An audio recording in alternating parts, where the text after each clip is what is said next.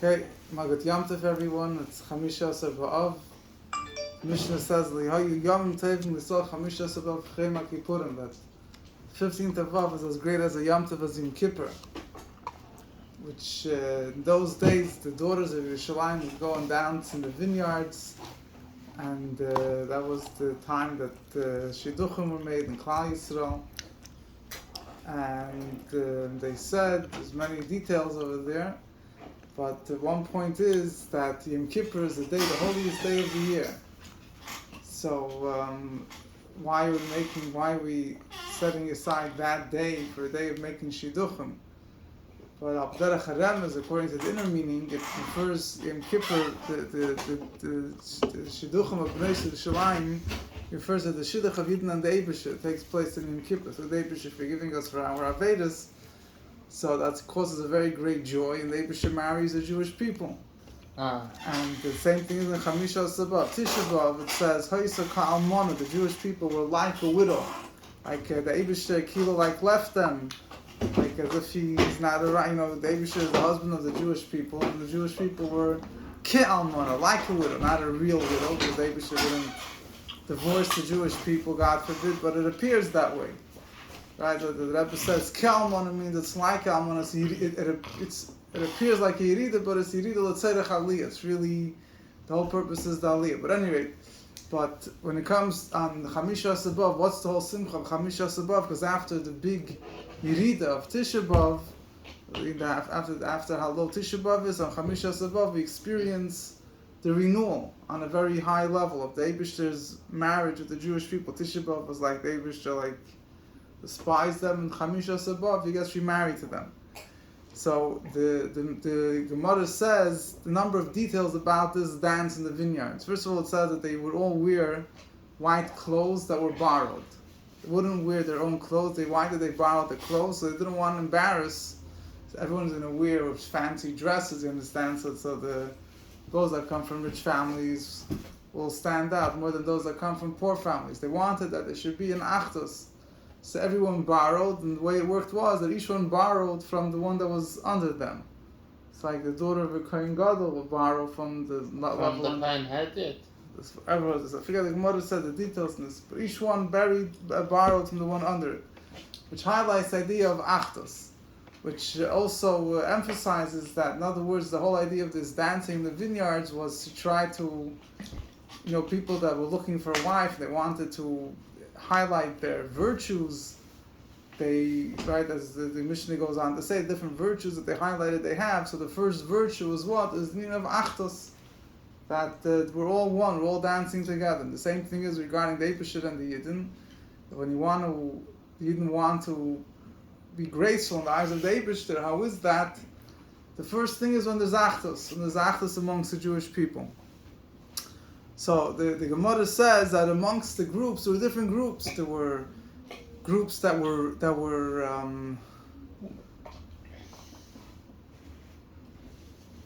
yafiyos. They were beautiful. There were groups that were miyuchasos, that had yichus, that had family lineage, and the groups that were mechuaris.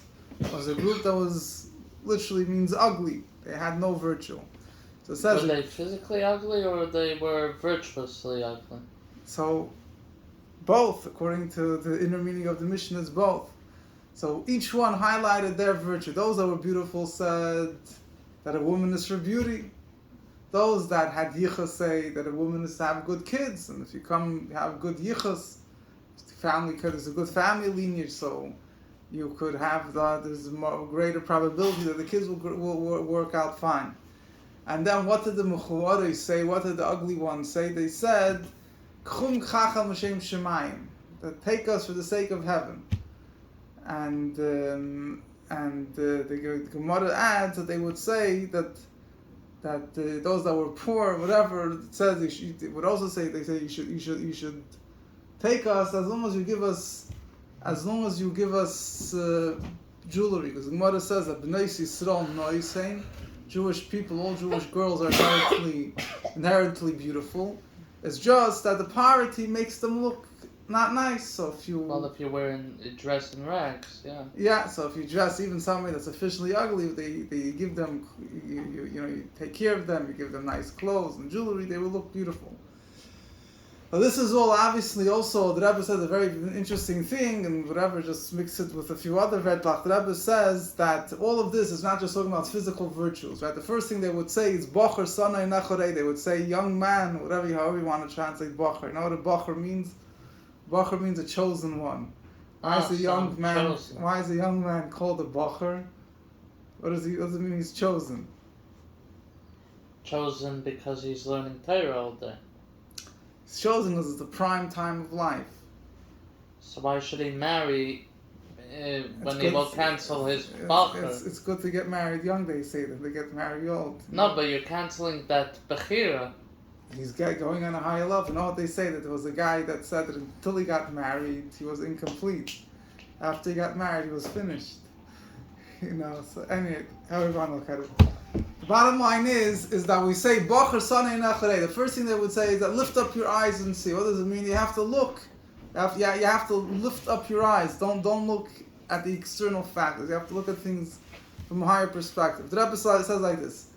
Every person has qualities, right? So you have Yafiyos, those that were beautiful, doesn't just mean they were physically beautiful. Physical beauty is an extension from spiritual beauty. They had spiritual qualities that were nice. So they said, look, don't look at the physical beauty, look at the spiritual beauty that's behind it. You'll take us for that. Those that had good family, right? They said they highlighted the mile of yichus. What's the mile of the mechuaris? What's the mile of those that are ugly? The Rebbe says a powerful word. The fact that they know that they have no virtue, the fact that they know that they have no mile, that's the biggest mile. The fact that they have no mile means that they're humble. They're not doing it for their own. They don't feel themselves. It's not that they feel that they're great, that they're this. And in a certain sense, this is the deepest. This is the highest thing. So this, regarding them, they say, this is our virtue. Take us for the sake of heaven. And then the Gemara says that every Jew is nice, every Jew is beautiful, every Jew is rich. Just, the Rebbe has to take us out of Golus. The Rebbe will take us out of Golus and give us nice clothes and jewelry. You will see that every Jew is rich. But the Nekuda is that in Avodas Hashem, is that when a Jew wants to, so to say, when the Jew is getting married to the Rebbe, there's different things to highlight. You can highlight the advantage. Every Jew has inherent qualities. There's Yafiyos, every Jew has, the Jewish people, they created with special, unique qualities. They have the neshama, this and that.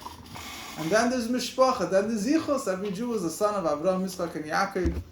But the deepest level is mechoris. The fact that Yid has bittul to Davish, it's not about his virtues, it's about knowing that despite the fact that he might not see any revealed virtues, he realizes that he's connected to the Eibishter, so that is the highest virtue. So it comes Chamisha B'Av. It comes after Tisha B'Av. So after Tisha B'Av, there's a jump, right? It says in general that in Yiddishkeit, we don't necessarily give a person time to climatize from one thing to the next. From Tisha B'Av, a few days later, it's Tisha B'Av. It's Chamisha B'Av. Tisha B'Av is a sad day. Chamisha B'Av is a happy day. Instantly, life changes. What's the Yom Kippur? So they say that the Fidik Rebbe, maybe the Rebbe also, but until Napoleon's march, up until it was serious, like anything. The second it was over, it was like happy, like the Fidik Rebbe's face changed in a split second. The Rebbe also. Yeah, that's what they say. They say that there's a time that it's serious, and then when time, because for 1 second, split second, it moves over. How don't we go crazy? Huh? How don't we go crazy? Because that's a Jew. A Jew is Neisei Afachim. Jew has the ability to have opposites. But anyway, the Nekuda is that Tisha B'Av, after Tisha B'Av, we focus on reuniting even deeper with the Eibishter. There's different things a person could focus on. Certain people have virtues. But not everyone has revealed virtues. But the fact that a person has bitzel, that is the fact that he does it knowing that he has no virtue, that is the greatest virtue. So that is one thing to learn from Chamisha Sabav. The other thing is the idea of Achdus. They would all dance together. The grace that these girls had was that each one tried, despite they had different virtues, or some of them had no virtues whatsoever, they were all together. And this is, in the Eibishter's eyes, the biggest mile of when there's Achdus, if a person wants to highlight his virtue, I'm better than you, doesn't find grace in the eyes of the Eibusher. If a person davens, a person learns Torah, and he's trying to tell the Eibusher, look what a tzaddik I am. I'm better than this person. So it says that it doesn't go up l'mayla. It says that before a person davens, he says that you have to accept Avos. So why? Because if when you're davening, you think that your tefillah is better than another Jew's tefillah, it doesn't go up. The Eibusher says he wants all the Jewish people together. If you think that you're better than someone else, then why should your tefillah go up? You have to be together with every single Jew. So that's the idea of Achdus, and that counter affects the things of Tisha B'Av. There's another point also, which is coming to Shabbos Nachamu. Shabbos Nachamu is often connected, remind us of the story at the end of Masechta Makkos of Rabbi Akiva and the other sages who were going up to Eretz Yisrael. They were going to Yerushalayim, and they saw from a distance, from Tzofim, from Mount Scopus, another place where you could see the Temple Mount. They saw how there were foxen, roaming around the Kodesh HaKadoshim. So they all ripped. So the other sages were crying, and Rabbi Akiva was laughing. So they asked Rabbi Akiva, "Why are you laughing?" He said, "Why are you crying?" So what do you mean? The Holy of Holies, that only the Kohen Gadol was allowed to go in there, and now whoever else went in there would die. Now these foxen are roaming. So that Rabbi Akiva said, "That's why I'm laughing." He said that the Torah, there's a pasuk that says that there's two prophets that Hashem made as witnesses, Chaya and Uriah. One spoke about how Yerushalayim, Har HaBayis will be razed to the ground, will become a playground. The other one spoke, not a playground, but a place which is completely not desolate. And another one spoke about how when Mashiach comes, there will be children filling the streets of Yerushalayim, elders and children. And he said until the negative prophecy was fulfilled, they didn't know for a fact that the positive prophecy will be fulfilled. Now that the negative prophecy was fulfilled, they see that the positive prophecy will be fulfilled. So there's a lot that's spoken about this, but there's one point. Rabbi Akiva, he saw the good, but why did he have to laugh? There's a point is that the laughing itself, being the simcha itself, has a very strong power. It has the power to bring out the good in everything. And in this line, it says, in the second kapitel of Tillim, we say, Yeshiv Bashemayim Mischak, the Eibusher sits and laughs. What is this talking about? It says that by Gog and Magog, the last war that the world will try to fight against Mashiach, they'll all gang up on Mashiach. And the Eibusher will laugh. The Eibusher will, get rid of them in a second. So why does the pasuk have to emphasize the Eibusher will laugh? So there's a word that I saw recently that Simcha Mamtik Dinim, happiness sweetens judgments. So if you want to bring out the good of things, so you have to be besimcha. So this is the halacha says that the 9 days, the 3 weeks is the 9 days, the time of mourning. Now what? That after the 9 days, a person should be, there's certain limitations you have as long as you're in Gala, certain things we do, Zechel l'churban, to commemorate the Churban. But we shouldn't focus on the destruction, we should focus on comfort. We make a change of mode. When you have to be ba'avelos, you have to be ba'avelos. When you have to mourn, you have to mourn. But otherwise, it's after through simcha is how we reach our goal. So comfort is happiness?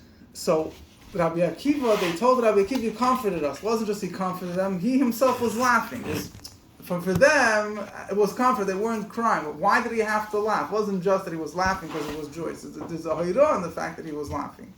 So that if you want to bring out the comfort, you have to be besimcha.